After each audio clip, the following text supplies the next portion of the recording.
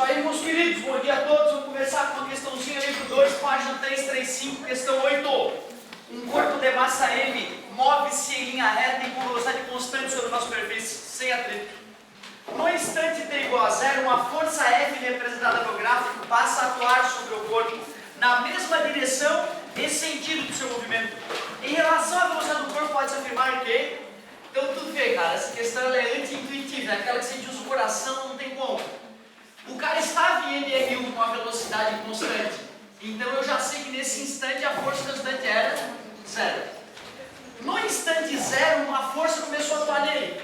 E de acordo com a segunda lei de Newton, se há força, há aceleração.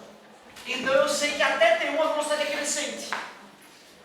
Quando a força começa a reduzir, quando esse número começa a diminuir, esse também começa a diminuir. E a velocidade continua aumentando, só que menos. Até o final. Eu nem fiz as alternativas, estou pensando, né? Agora nós vamos ver. Então, né, deu para entender o que eu quero dizer, né? Então vamos lá.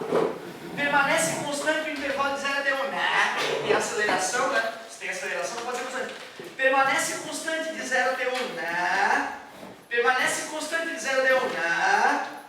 Cresce no intervalo de 0 até 1, mas decresce, não. Aqui continua crescendo, só que crescendo menos do que antes. Cada vez crescendo menos, mas crescendo até o último, até esgotar a força. Ela continua crescendo.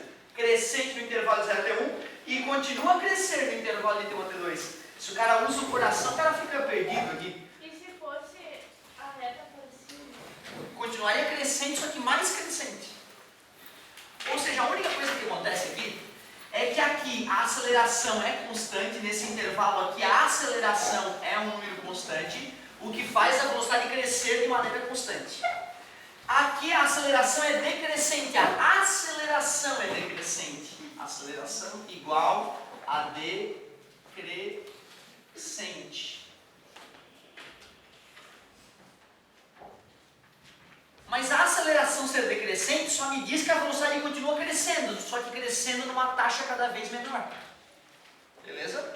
Então isso aqui realmente é anti-intuitivo. Essa parte aqui, o coração do cara diz que está diminuindo a velocidade. Né? Bem bacana a tua escolha.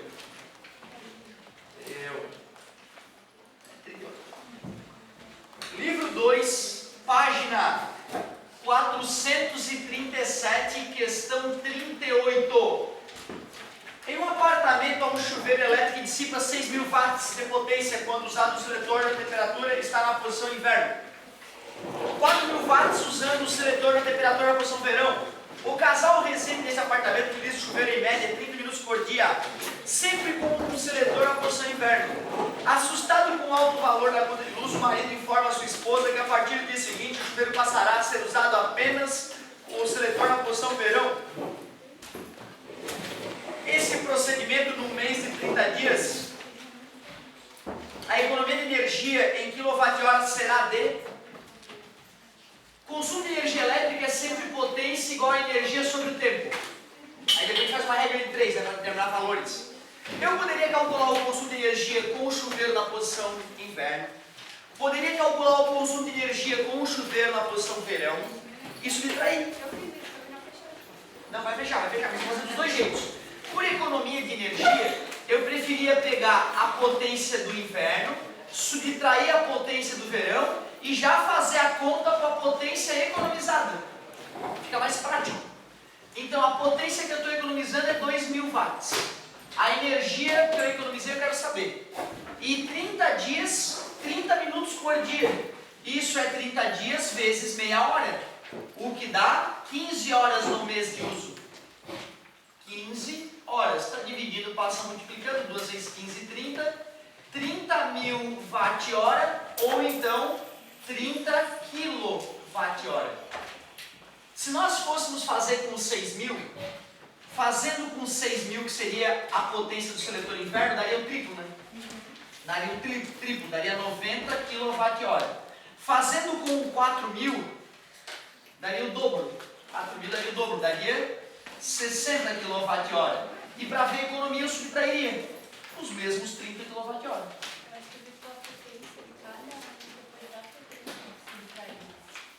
Certo? É exato. Mas aí. O importante é que não foi uma coisa absurda, foi um detalhezinho, foi na trave. Boa. Vamos, galerinha, vamos agilizar, cada segundo vale a pena. Senão a gente toca a ficha pra frente. Cara, eu fiz uma... Falei, né, na semana passada que um guri me trouxe umas questões de Olimpíada de matemática. Aí essa semana isso era pro treino, né? Essa semana eles me trouxeram...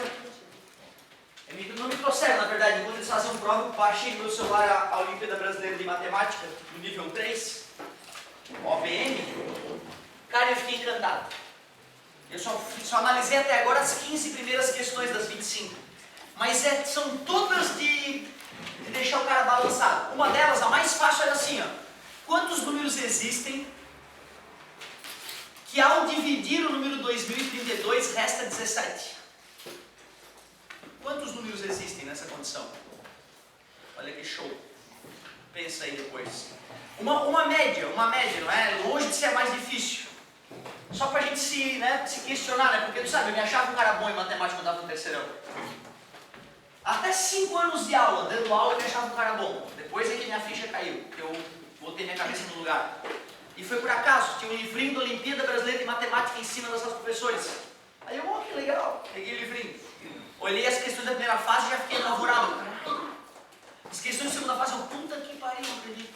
Na terceira fase, cara, eu não conseguia entender o gabarito. Eu estava dando aula de matemática há 5 anos já. Eu não conseguia entender o gabarito, já resolvido a solução do nível da terceira fase da Olimpíada. Tu descobri que tem jovens de 16, 15, 14, 17, estourando, que sabem mais matemática que tu. Porra, é muito triste isso, cara. Então não se esqueçam, pra galera que acha que manja de matemática, começa a baixar as provas da Olimpíada de Matemática. Começa do nível 1. Tu não vai acreditar o que a gurizadinha lá do Fundamental resolve de questão de matemática. Faço esse convite a vocês, só para te apetecer. Olha uma das questões que eu consegui matar, nem sei como, olha só. No tela do computador aparecem 2 números, o 1 e o 2. 1 segundo depois, esses números são trocados pela soma dos quadrados e pelo dobro dos produtos. E assim por diante. A cada segundo que passa, os números são trocados pela soma dos quadrados dos números anteriores e pelo dobro do produto. Depois de quanto tempo a soma desses 2 números que aparecem na tela vai ser maior que o número de átomos no planeta Terra, que é 10 elevado a 50? As letras são, letra A, 7 segundos, letra B, 7 horas, letra C, 7 dias, letra D, 7 meses, letra E, 7 anos. Entendeu, cara? Olha que questão foda! E não era a mais foda, de forma alguma, até porque eu não cheguei lá, só fui até 2015. Só deu tempo de pensar até nas 15 primeiras. Que show de bola! Eu acho que são 3 horas e meia ou 4 horas. Não, mas ninguém aguenta, os caras se peidam já no começo da prova, 1 hora tem ninguém saindo chorando já, coisa feia mesmo.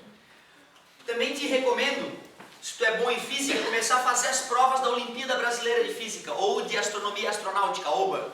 Cara, é só questão foda, dessa da OBA que eu te falei daquela do astronauta, né? Lembra que eu comentei do astronauta? Show de bola. Vamos lá, alguma aí? Então vamos passar a matéria pra frente. Ali? Fica bom. Yeah! 33, estamos salvos. Página 376, livro 2, questão 33, PUC de Minas Gerais. Considere uma determinada amostra de um certo gás, considerado ideal, sob pressão P, volume V e temperatura absoluta T. Fornece-se energia a este gás. É incorreto afirmar que, se a transformação for isométrica e a velocidade média das moléculas duplicar, a pressão também duplicará. A parte delicada dessa questão é entender o que ele quer dizer com aquilo ali, ó. Se a velocidade média das moléculas duplicar, o que significa isso, a velocidade média das moléculas duplicar? Lembra da ideia de energia interna? Energia interna de um gás veio da onde essa ideia de energia interna? Alguém lembra o que é a energia interna das moléculas de um gás? É a energia cinética das moléculas. Quando eu te contei essa ideia, eu te falei que até fiquei te devendo essa dedução, estou te devendo essa dedução ainda.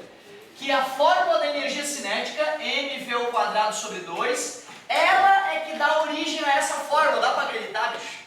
Os matemáticos conseguiram uma maneira de colocar na conta a massa e a velocidade de todas as moléculas que compõem o gás. E conseguiram chegar naquela outra fórmula a partir da ideia de energia cinética. O que tu acha que acontece quando eu dobro a velocidade de uma partícula? O que acontece com a sua energia cinética? Quadruplica. Quadruplica porque está elevado ao quadrado. Dizer que a velocidade das moléculas de um gás duplicou é o mesmo que dizer que a sua energia interna quadruplicou. E para que o U quadruplique, só se a temperatura quadruplicar, porque essas aqui são diretamente proporcionais. Então tu vê, em vez do safado falar que a temperatura quadruplica, ele falou que a velocidade das moléculas dobra. Só para te obrigar a fazer esse raciocínio. Certo? Então na letra A, eu vou ler de novo e vou traduzir. Se a transformação for isométrica, isovolumétrica, isocórica, V constante, e a velocidade das moléculas duplicar, leia-se, a temperatura quadruplicar, a pressão também duplicará. Vamos fazer a conta então? P vezes V sobre T antes é P vezes V sobre T depois. Se ele falou que era isovolumétrica, eu corto os V's. Pressão 1 sobre temperatura 1 é igual a pressão 2. O que aconteceu com a temperatura 2? Quadruplicou em relação à situação 1, né? Então eu posso trocar por 4T, né? Corta T de um lado com T do outro, está dividindo, passa 4 vezes P1 é igual a P2. A pressão vai ter que quadruplicar. E ele disse o quê? Duplicará. Ah, peguei. Falso. É essa que era para assinalar.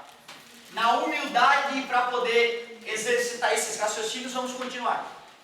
Se a energia interna duplicar, a temperatura também duplicará. Sim, se esse cara duplicou, é porque a temperatura duplicou. São diretamente proporcionais.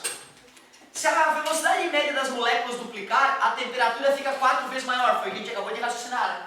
Se a velocidade duplica, a energia cinética quadruplica. E como a energia cinética das moléculas a gente chama de energia interna, é porque o U quadruplicou. E a única explicação para o U ter quadruplicado é a temperatura ter quadruplicado. Sim. Se a transformação for isobárica, pressão constante, e a energia interna duplicar, o volume também duplicará. Transformação isobárica, P vezes V sobre T é igual a P vezes V sobre T. Isobárica, o P foi cancelado. E a energia interna duplicar, para que o U duplique, a temperatura duplicou. Então no lugar do T2 eu vou colocar 2T1. Corta T1 com T1, está dividindo, passa 2 vezes V1 é igual a V2. É, o volume duplicou também. O volume 2 ficou o dobro do que era o volume 1. Se a isobárica e a energia interna duplicar, o volume duplicará? Sim.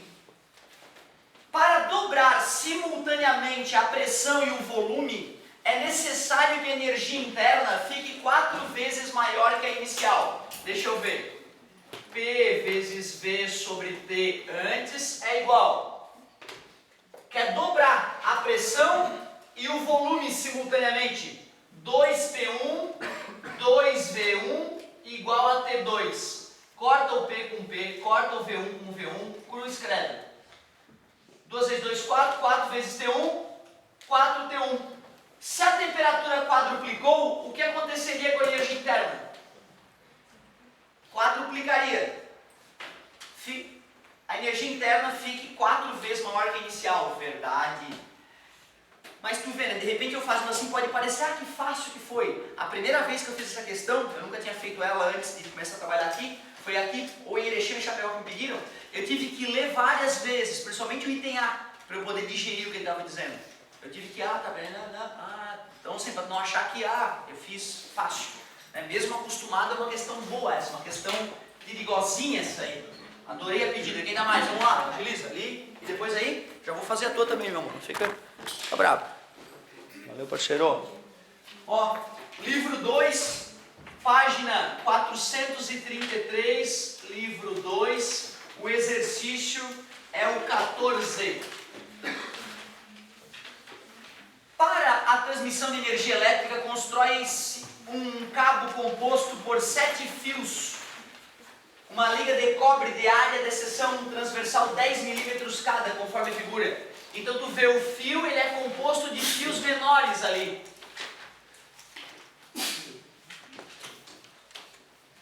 E ele diz que cada um desses 7 fios tem área de 10 milímetros quadrados.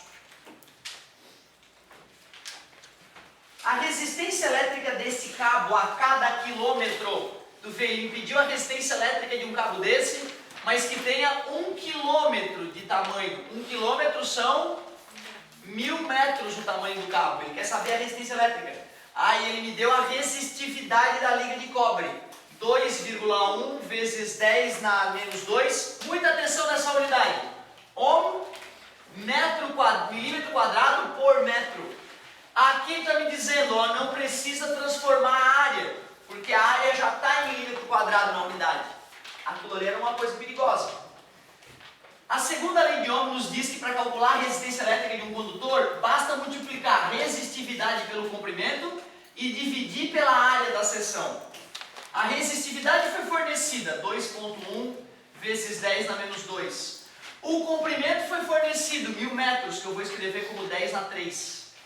Só que a área não é só 10 milímetros quadrados, porque tem 7 fiozinhos. 7 vezes 10, o total é de 70 milímetros quadrados. 70 milímetros quadrados. Que eu vou escrever como 7 vezes 10. Resistência do 1 km de fio. 21 dividido para 7 é 3. Então 2,1 dividido para 7 é 0,3. 10 na 3 dividido por 10 dá 10 na 2. E 10 na menos 2 vezes 10 na 2 dá 10 na 0, que é 1. Então dá 0,3 ohms. Tu vê, esses dados são bem realistas, né? 1 km de fio tinha só 0,3 ohms de resistência elétrica. Tu imagina poucos centímetros. Por isso que fios curtos a gente ignora a resistência elétrica dele. Show de bola, era a letra E. Tem uma questãozinha? Sim, já vou. Deixa eu fazer lá para você. Vamos fazer um pouco isso aí. Valeu, garota.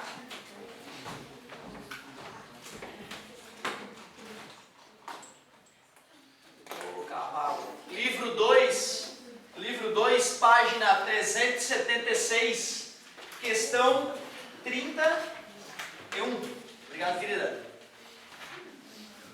Um recipiente contém gás perfeito com pressão de 2 atmosferas. Essa é boa também. É momentaneamente aberto, deixando sair 1/4 da massa gasosa contida no seu interior, sem variar sua temperatura. Nessas condições, a pressão do gás passa a ser... Cara, eu tinha o cacuete de usar o PVT por voltar nessas situações. Por que eu não posso fazer isso? Na verdade, pessoal, se nós formos ver, né, se a gente for pensar na equação de Clapeyron, se eu passo o T dividindo, P vezes V sobre T, né, é igual a N vezes R. O R é uma constante, né? O N só é uma constante se o gás estiver enclausurado, se não deixar ele vazar. Se o gás vazou, como nesse exercício, eu não posso mais usar que P vezes V sobre T é uma constante, porque deixa de ser. Isso só serve para gás enclausurado. Mas então vamos fazer a fórmula definitiva para todas as questões de gás. Vou pegar o N que está multiplicando e vou passar. Essa fórmula, P vezes V sobre T vezes N antes é igual a P vezes V sobre T vezes N depois, sempre poderá ser usada, vazando o gás ou não. Então aquela ali é a fórmula Ninja Mutante Power Plus para resolver o problema de gases. Só que eu nunca fui ensinado daquela fórmula, no ensino médio todo, nunca nenhum professor me falou daquela bosta daquela fórmula. Só dividir para botar, dividir para botar, dividir para botar. Porra, aí vazou o gás na prova da UFSC, ó, creu. Então tem que ficar ligado, essa sim é a fórmula Ninja Mutante Power Plus que resolve todas as questões de transformação gasosa, mesmo quando vaza gás, certo? Porque o R é a constante universal, né? O R sempre será constante, certo? Beleza? Então essa é a dica para essa questãozinha. Vamos usar P vezes V sobre T vezes N antes, é igual a P vezes V sobre T vezes N depois. É só acrescentar o N, né? Aí a fórmula fica bombada. Vamos ver. Um recipiente que contém gás perfeito com pressão de 2 atmosferas. Pressão, 2 atmosferas. É momentaneamente aberto, deixando sair 1/4 da massa gasosa contida em seu interior. Ele não é massa sobre a massa molar, o mol? Se isso aqui sair 1/4, quanto saiu no número de mols? 1/4. Restou quanto? 3/4. Então tu vê, o primeiro número de mols eu vou chamar de N. Mas já que ele deixou sair 1/4, sobrou só 3/4 das moléculas. Concorda comigo? Então no lugar do N2 eu vou colocar 3/4 do N1. N1. Beleza? Sem variar a temperatura. Já cortei a temperatura fora. Ah, peraí, ele falou que era um recipiente, né? O recipiente continua com o mesmo volume antes e depois que eu deixo o gás sair. A quantidade de gás diminuiu, mas o volume que o gás ocupa continua o mesmo. Então tu vê, outra coisa que a interpretação poderia me atrapalhar, ó. Certo? E aí só sobrou o P2, ó. Só sobrou o P2. Vou cortar N1 com N1, tá dividindo, passa multiplicando. 2 vezes 3/4 é igual a P2. P2 é igual, simplifica, 3 dividido para 2, 1 atmosfera e meio. Então a questão legal não é comum, ela é incomum de aparecer e por isso a gente trava, a gente viu ela pouco, mas foi ótimo a gente ter treinado ela para a gente se acostumar com essa ideia porque vai vazar gás dentro do vestibular provavelmente. Peraí, só para manter a ordem, tem uma já. Se eu diminuísse a pressão das atmosferas e tirasse 1/4, ou foi uma coincidência que fechou certo? Repete. Eu tenho 2 atmosferas, né? Eu tiro 1/4 da Sim, massa. Sim, não, mas só vai acontecer isso porque o volume se manteve constante e a temperatura se manteve constante. Aí a fórmula final ficou P1 sobre N1 é igual a P2 sobre N2, certo? E aí sim, aí tu percebe que a pressão é diretamente proporcional ao número de mols, quando o volume e a temperatura se mantém constante. Aí sempre vai funcionar. Perfeito. Eu fiz a conta toda para mostrar para o aluno uma gama toda de questões que pode ser resolvida pela nova fórmula ninja, entendeu?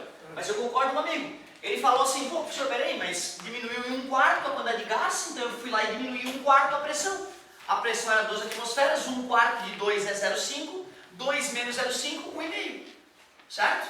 Eu adoro esses comentários, porque é importante para o aluno ver que se o cara quiser fazer de cabeça com o braço cruzado e não sujar a mão, dá.